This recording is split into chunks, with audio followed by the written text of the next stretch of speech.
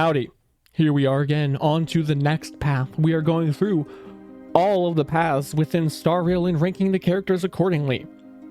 We are on to Erudition, my favorite of all the paths. And this has some really spicy characters. It really had a glow up between 1.0 and now. Erudition went from terrible to actually useful, and now it's really meta. So it's quite good now. So let us begin with Herta, small Herta. A tier. Now, she does struggle in stuff outside of like full AoE, but in full AoE, she's really good. Because I'm ranking these lists in sort of a general manner, A tier's here, but if we were to go purely for pure fiction, I would put Herta in S tier because she's really good. But generally speaking, she's an A tier character, and she's perfectly fine to use with the Herta. You can use her as a hyper carry even, okay? I was able to clear, what is it? The one boss, that the black robed death guy, a couple Memory of Chaos cycles ago. I was able to 2-cycle him with a hyper carry Herta, okay? You don't need a big Herta. Small Herta is actually really good on her own. She can stand on her own 2 feet in AoE scenarios. That being said, she does have lackluster Eidolons and traces and stuff. The only thing that's really carrying her is that she's full AoE and that her follow-ups happen pretty often. Next, we have Himiko, another character that I would put in S tier if we were talking about AoE specifically, but it's a general tier list, so I have to leave her in A tier. Now, she's got the potential to be S tier if she ends up getting buffed. She only needs a couple changes.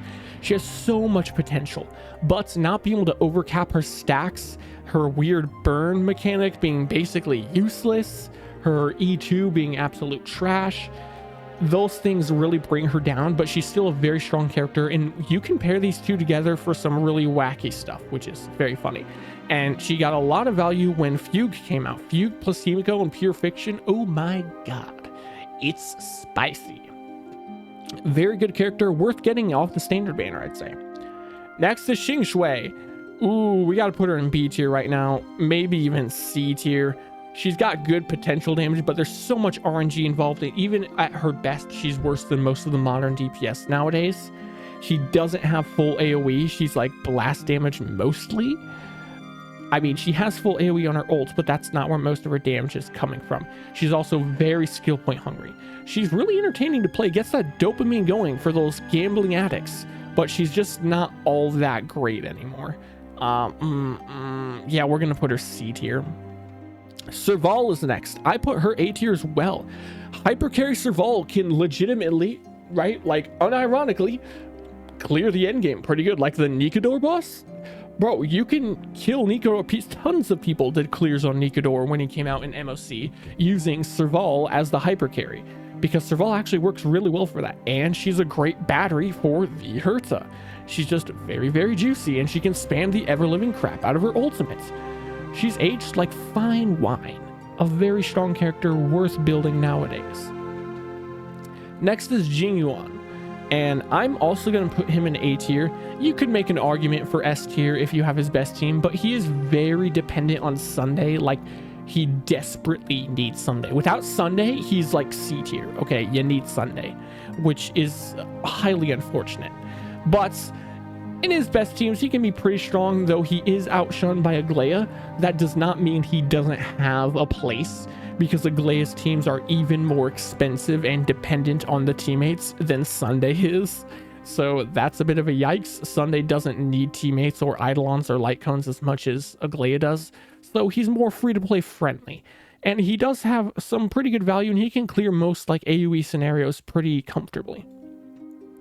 And he does have an E1. People say his E1's not worth getting, but it doubles the AoE damage that he does from his Lightning Lord. I think his E1's really good. Next is Argenti. Argenti is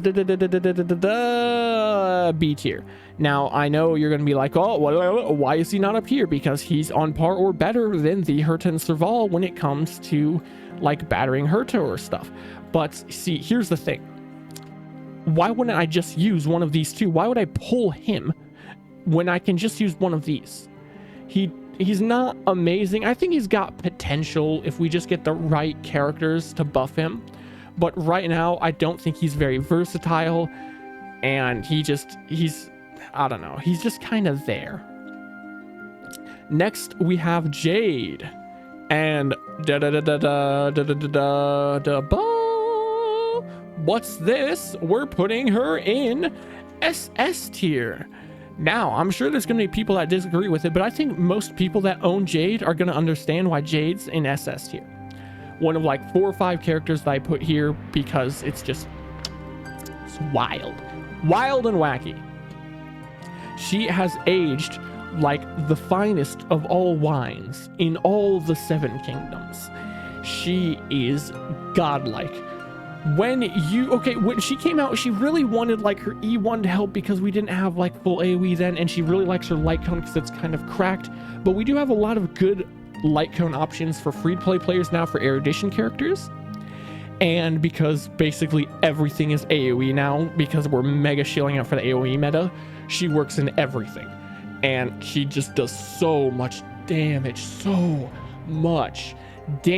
dude. She can out DPS your main DPS when she's the sub DPS. It's ridiculous, while also giving a massive speed boost to your DPS. And that's the E0 S0. She has amazing vertical investment with E1, E2, her light cone, just so much value. She is a character you really can't go wrong with if you get her. And she batteries the Herta extremely well. Next, we have Rappa, S tier. She's the best super break character in the game, in my opinion. Way more comfortable to play than like Boot Hill or Firefly or anything. She does not need her Eidolons. Despite what people say, she does not need her light cone, but her light cone is very nice to have. It's just, if you're going to go for an E0 or an E0 S1 super break character, Rappa's going to do you much better than Firefly. Especially because, unlike E0 Firefly, Rappa doesn't consume 5 billion skill points. And she's really easy to get her ult back up, though her main drawback is going to be that she really wants Fugue. Okay? She works without Fugue, but Fugue does make a pretty big difference in her kit. So, that being said, though, you kind of want Fugue for every super break character anyways. So, that's, a thing. Not really sure what else to say about her. She's really good. And, she's got some quality assets. And I love the Chunibyo personality. Next, we have the Herta, S tier. Now. Calm yourself, my good sir. Calm yourself. You might be like, what? Why is she not higher than Rappa? Why is she lower than Jade? The Herta is the best DPS in the game. And respectfully, I disagree. See, the Herta has issues. A few issues, for example. Like, because of how she works in her action advance and teammates getting ults, especially if you get her E2 into the mix, it makes it hard to use a character that gives action advance if you were to do something like a sustainless, or like you use her plus small Herta plus Sunday or something. It's not that big of a deal, but it does matter. She's also very skill point hungry, which can be an issue. It helps to have her light cone, but not everybody's going to have her light cone. Like me, I don't have her light cone. She also really wants 5 enemies. At the very least, 3. You really need 3 enemies. If there are less than 3 enemies, all right, you're not going to deal anywhere close to the damage, because when she attacks one enemy, it hits that enemy and then hits adjacent enemies. And every enemy also hits adjacent enemies. So if you hit one enemy, compared to if there are 3 enemies on the field, okay, you are going to do 5 times the damage against 3 enemies compared to 1. And then when there's 5 enemies, oh god, it's pretty crazy. But a lot of the time that doesn't happen. And depending on who you use as your second Erudition, because she does need a second Erudition character, you can end up killing the enemies before she takes her enhanced skill action. Like, I'll use her with my my small Herta, and my Herta kills them, the small guys. Now there's just a boss left. I just lost all of my damage on the Herta because my small Herta killed everything. If you are doing too much damage, you do less damage. And it can be very annoying because of that. I don't think that she's bad at all. She's very strong. She's one of the best DPS in the game. But I also don't think that she's as good as people give her credit for. People think she's way better than she actually is. It's mostly because we are in such a hardcore AoE meta right now. I do think as time goes on, once we're in like the 4.x patch, she's probably going to drop down pretty fast. She's not going to age extremely well. She's not going to age poorly, I don't think. But I don't think she's going to age extremely well either. Next, we have the final character for all of the Erudition, which is a Noxa, S tier, bordering on double S tier because of his versatility. He works incredibly well as a sub DPS. He works incredibly well as a main DPS. He works incredibly well as a dual DPS because that is different than a sub DPS. He can put all of the elemental toughnesses on the enemy, which helps a lot. He has a bounce attack, meaning he can hit all 5 enemies if there's full AoE, but if there's only one enemy, all 5 hits are on that one enemy, so he doesn't lose damage. It's all centered onto that one guy, making him even more versatile and giving him a lot of value for the future. Whereas a lot of other characters, like, say, you know, the Herta, if there's less enemies, she deals substantially less damage, whereas him, if there's less enemies, he's still dealing the same amount of damage. It doesn't matter. He can also basically freeze the enemy, like a fancy version of a freeze, delay their actions, which is very, very nice. Extremely strong character, and his light cone is godlike. He can get his ults every 2 turns. Pretty spicy. And you could use him in probably a Saber team, maybe, for those people that know about Saber coming out soon. Very strong character. He's teetering on double S. But that's going to be it. That's all the Erudition characters. Remember, tier lists are subjective, not objective. So if you're mad I put a character in a tier, if you're mad Changeway's down here, or Genti's down here, or you're mad Jade's up here, calm your tits, bro. It's not that big of a deal. If you have any thoughts, leave them in the comments down below. But that's going to do it. Adios.